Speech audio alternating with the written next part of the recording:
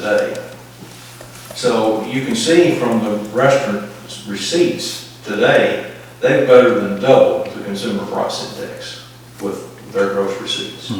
So you can see how bad it killed the restaurant business. Really, the Easy Walker Park was the biggest economic development tool that we had. When we get an industrial prospect in here, of course that was, you know, when Whirlpool left, our unemployment went to about 18% at one time.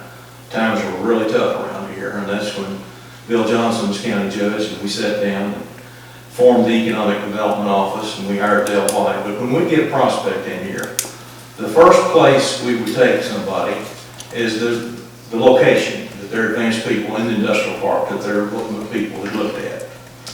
And the second place, of course, these companies were going to send people into a community, and they wanted to know that that community was going to take care of their people.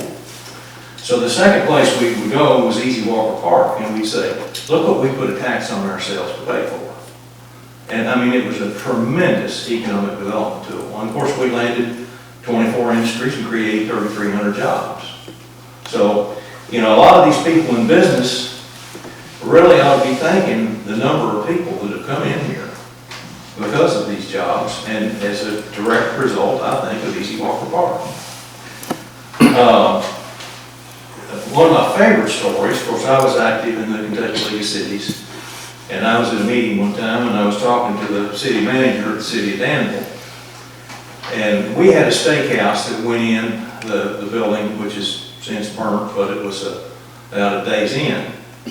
And a few months after that, that same outfit put in a steakhouse in Danville.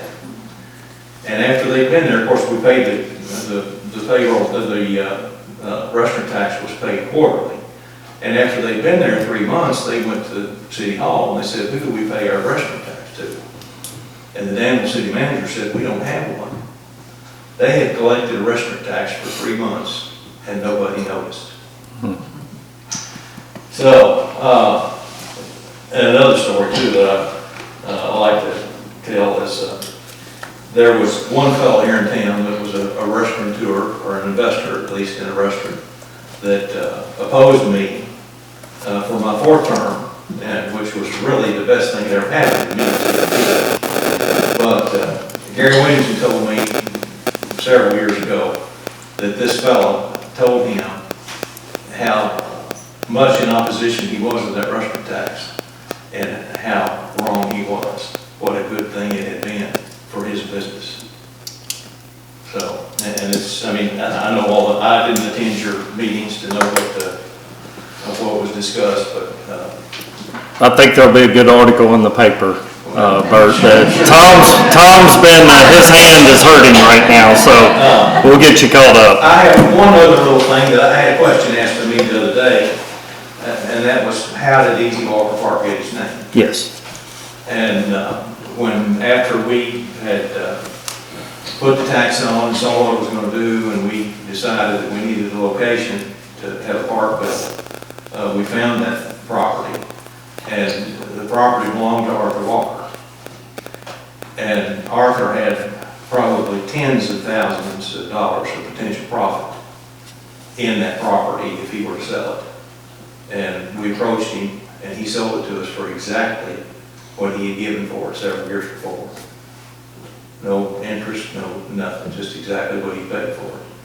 And there's a lot of people in this community that will never know what the Walker Company and the Walker family has done for this community, that behind the scenes that they never tell anybody about. And I thought it was appropriate to name it after Arthur's father, Easy Walker Park. And that's what we did. Property sold to us with no strings attached, by the way. But that's how it got named Easy Walker Park. Yeah. So I'll be happy to take any questions if I can remember back that far. Of course, I did read in the advert back in November that it was 40 years ago that I was elected mayor, so it's been a while. Time flies, doesn't it? So, City members of council have any questions for former Mayor Bert May? They're letting you off easy tonight, Bert. okay, good. Well, Bert, I just want to say thank you for volunteering. You wanted to come down and just share with council a little bit more information, so they had it. And two, I just want to thank you for your leadership in this community. We're a better place today because you serve this city, so I had thank good you. counsels. Well, I agree. I got a good council too. It helps to have a good council. That's correct. That's right. So, well, thank you so much, Bert. You're welcome back anytime. Okay, next, so I'm just gonna say, so just to wrap it up, I know you're all receiving input, feedback, what have you. I was just gonna suggest, we had promised to have another forum. I looked at my calendar, March 14th is open, that's a Saturday morning at 9 a.m., so there's a lot of people that can't make it during the week. I'm gonna hold a forum that morning, and I'll make myself available if you all are available and wish to attend that, but that'll be Saturday morning, March 14th, 9 a.m., right here at City Hall. And then the next city council meeting's on the 17th, so I thought we would do a 2:30 p.m. meeting in the afternoon, and then that way any individuals who want to drop by in the afternoon might be able to do so. So I'm going to schedule 2 more public forums. Those were the 2 dates, without objections for you, unless you wanted to add some more, just to receive more feedback from the community. And then the last thing is, we've only had 4 restaurants reach out and provide us feedback, so I'm gonna mail something to every restaurant, just to ask for their feedback, ask for them to attend that meeting and speak out for or against whatever is on their mind. So we'll continue to reach out to the public and see Mayor, feedback. how many restaurants did you say are under the restaurant tax? Well, there's 55 entities paying it right now, but keep in mind, well, you have some grocery stores, you know, Right. within there, we've got food trucks mixed in there, so caterers, there's just, she's got the full list. And how many respondents have you had? We've had 4 so far. Okay. Yeah. And then Mayor, if we decide to raise it or not, when will we look at how we're gonna address how we would utilize this tax over the entities that may benefit from this? Does that would be after we decide if we're Yeah, gonna raise it? Yeah, great question, and as we'd mentioned before, if council desires to move forward with any sort of conversation about amending that ordinance, that would be a first step, and then we'd have plenty of time to figure out next steps Gotcha. about future distributions. Because as we've discussed, if we move forward with this, the proposal was that it wouldn't even take effect until January of 2027. Right, So there'd be plenty of time for a conversation. Right. And like I've said, if we moved forward with amending this ordinance to collect more revenue, we need to get all those entities around the table and let them all make their case, and really, they need to understand each other a right. little bit better as far as each other's needs. So, Right. one step at a time, the discussions. So, but good question, thank you. Anything else from anyone? Okay, thank you. Next item on the agenda is item number 6, that's the approval of the January 20th, 2026 council meeting minutes. Those were in your packet. I know you've had an opportunity to look those over. We just need a motion to approve. Make a motion. Okay, motion by King, I'll second by second. Barnes. I think Barnes beat you, got me. Murphy, but we'll get you next time. Any further discussion? Poll the members, please. Barnes. Hilton. King. Aye. Ledford. Aye. Murphy. Aye. Trimble. Item number 7, I'm sorry, is January financial reports. Those were in your packets. I know you've had an opportunity to review those. If you have any questions or comments you wish to bring forward, please don't hesitate to do so. Okay, hearing no questions, next item on the agenda is department head committee reports. We'll start tonight with Chief Noel. Chief? Thank you, Council, thank you, Mayor.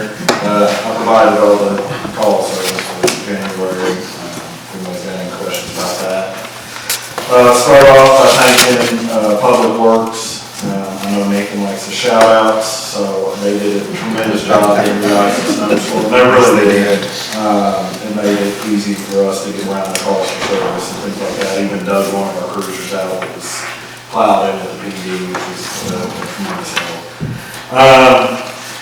We got several officers going to specialized trainings. One of those trainings we're starting up is an internet training for, we're going to start a task force, which will include detectives being involved in crimes, internet crimes against children, which will be kind of one of the first of its kind in this area. So we're starting to send one officer and then branch out with that so we can target online predators that are seeking out children in our community. Second, we have all the detectives going to an advanced homicide and death investigation class in Louisville later on this summer, which is a pretty intense 2-week training, which will be great for the department to have that. Our Coffee with the Cop is still going on. The next one is going to be hosted at the Corner Store. That'll be February 27th at 8 to 9:30. We invite council and members of the community to come out and just sit down, no politics, just talking and hanging out and enjoying coffee or Coke or whatever. There's plenty of that going on up there. There's plenty going on up there. And lastly, the deadline for the Citizens Police Academy is February 25th. We're encouraging anybody that's interested to get their applications in. It's going to be an 11-week course. It's going to be very hands-on and very informative to the public. Gives kind of an insight on what we do daily. And again, 18 and up, so if your neighbors or friends or family are interested, tell them to get their applications in by February 25th, and Lieutenant Price is spearing that up, and he'll make sure that he gets in contact with everybody. When's that gonna start? I think it's gonna start actually in March, so pretty quick turnaround. Is there a minimum number, Chief, that? I think we were trying to say at 15. Okay. Any larger, it's hard to control and all that, but so far input's been good, but we still have several spots that people want to. Okay, so we'd like 15, will we go lower? Or I guess Mike's trying to figure all that out. Mike's trying to figure it out. Okay. We might possibly, like I said, I guess it just depends, but he's still sorting through some applications he got Okay. this week already, so. Okay, sounds good. How's those extra patrols going? We did a lot of those. That's been a good, That's been great. good Extra feedback. patrols definitely went up this month, especially with the cold weather. Officers were out checking all parking lots, everything from people sleeping in vehicles, parks, things like that. Just logging those extra patrols that they're out and about. And I'll say it like I do at every council, if there's an issue in the community, you can get on the webpage and post it. You can do it anonymously, just as a citizen complaint that you need an extra patrol or traffic enforcement in this area, and we'll be back to you on that. Okay, any questions for Chief? Thank you, Chief. All right, thank you. Director of Public Works, Nathan Boston.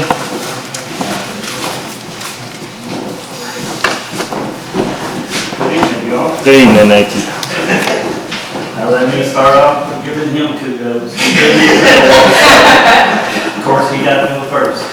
But they did a good job of getting cars out of our way when we were plowing that was parked and we couldn't get through the streets. So I do appreciate you guys for helping us. I don't know if any of you know, but we did get a little thing called a bunch of snow and ice. And we were out, we used 167 tons of salt in those days. We drove a total of 1,400 miles, 1,391. That's 200 miles per guy. And we have, I think it's 21 road miles here in the city. So that gives you some idea how much we were out and about. We did get a few mailboxes. More than we liked. I don't know, none of them were involved. But we did get them all up. Today we got the last one, but they were all up by the end of Thursday of the week it came, whether we put them up temporary or not, till we could get the snow out of the way. So everybody worked with us and we was really happy with that. The good news about the snow, we only had one sign that was demolished. So I don't know if I like the snow or the other, but we only had one that was gone. It was a stop sign, so we had to get it up. We filled in 11 potholes, had to replace a storm drain we had on Price Street. Somebody backed over and poured it up. And I'm working on a blacktop list for the city right now. So any of them you all think need it, that maybe I've missed, reach out to me and I will check it out and put it on the list. You don't have anything for me? Yes, ma'am. Nathan, I just want to say that folks in the hospital, you know, a lot of them come from Lexington, and they, on multiple occasions, told me they could not believe that our town was so well done and Yes, maintained yes. during the snowstorm. So kudos to the team. Thank you all. I came in from Biloxi today, and there's still one vehicle out on the interstate that's broke down, that's snowed in. It's covered it. I saw it, it's got the snow on it. Well, thank you all. Well, thank you, Nathan. You're welcome.